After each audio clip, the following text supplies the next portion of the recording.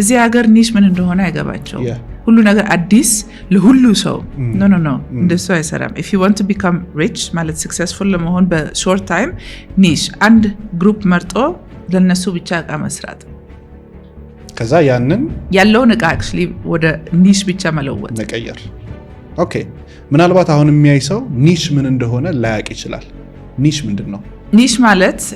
አንድ ግሩፕ ሴሌክት እናደርጋለን ማለት ነው ከዚህ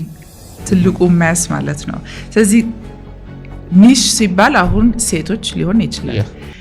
if you niche sub niche ይባላል sub niche ማለት let's say እርጉዝ ሴቶች so you sub niche ስለዚህ አሁን ቫይታሚንን ካነሳን ለእርጉዝ ሴቶች መስራት ይችላል ወይንም ለኢድሜም ሊለያቸው ይችላል between 10 and higher for example okay እሱ actually ጥሩ ኤግዛምፕል አይደለም 10 እና የ10 አመት ሴትና የ20 አመት is completely ሌላ ግን ቲኔጀር ማለት እንችላለን ቲኔጀር ማለት 12 እስከ 17 እና 18 እንደዚህ because similar ናቸው አደራረጋቸው